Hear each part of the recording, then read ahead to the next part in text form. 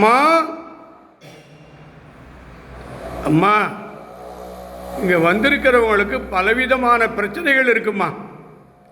சொல்ல முடியாத பிரச்சனைம்மா. குடும்பத்தில் வீட்டில் நிம்மதியே இல்லைம்மா. நாளைக்கு தீபாவளிம்மா.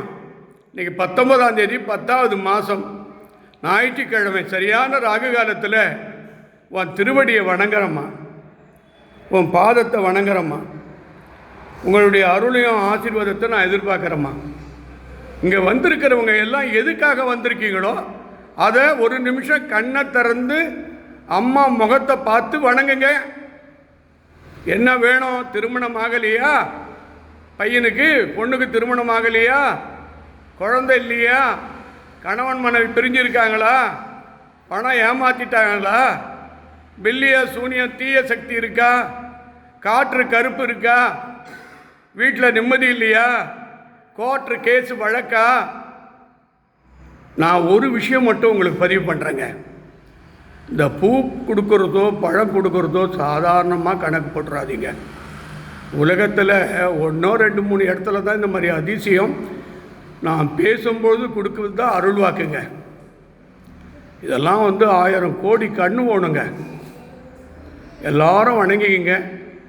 கோர்ட்டு கேஸ் வழக்கு தள்ளுபடி பண்ணித்தரேன்.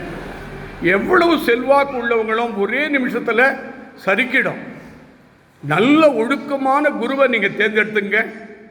நல்ல உலக மகா சக்தி பத்ரகாளி திருவடியை பற்றிடுங்க. சிவன் திருவடியை பற்றிடுங்க.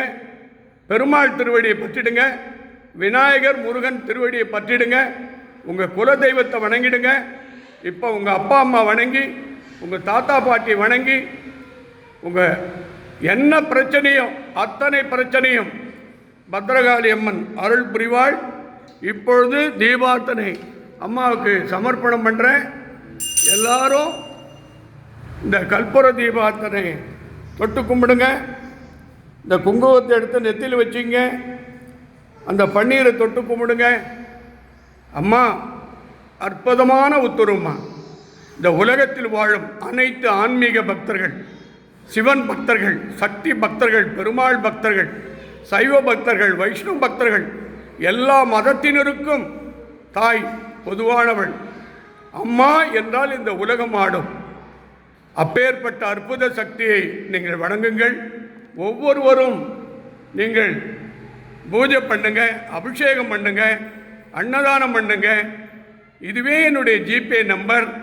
மனசார உதவி செய்யுங்க. ஒவ்வொரு ஞாயிற்றுக்கிழமையும். இது யாசகமாக நினைக்காதீங்க.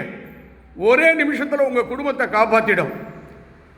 இந்தியாவிலே ஒரு சூப்பர் ஸ்டார், ஒரு நல்ல குரு இல்லை, நல்ல ஜோதிடர் இல்லை, நல்ல வழிகாட்டி இல்லை, நல்லவர். ஆனால் அது விதியா சரியில்லாம் நான் சொல்ல தெரியாது. ஆனால் விதி தான். இதிலிருந்து நம்ம ஒரு பாடம். எவ்வளோ பணம் விரையாயிடுச்சு. அதனால் தயவு சேர்ந்து ஒவ்வொரு விஷயமும் இன்னொருத்தரை கேட்காதீங்க.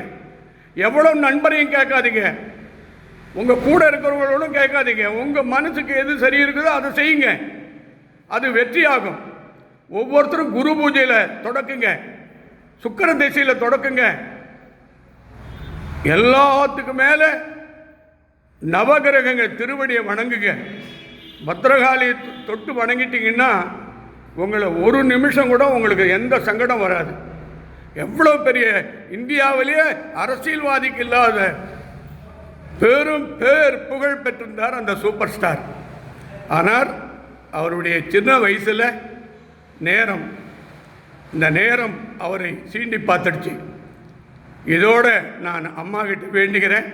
அந்த 41 ஆத்மாவை சாந்தி அடைய பிரார்த்தனை பண்ணுறேன்.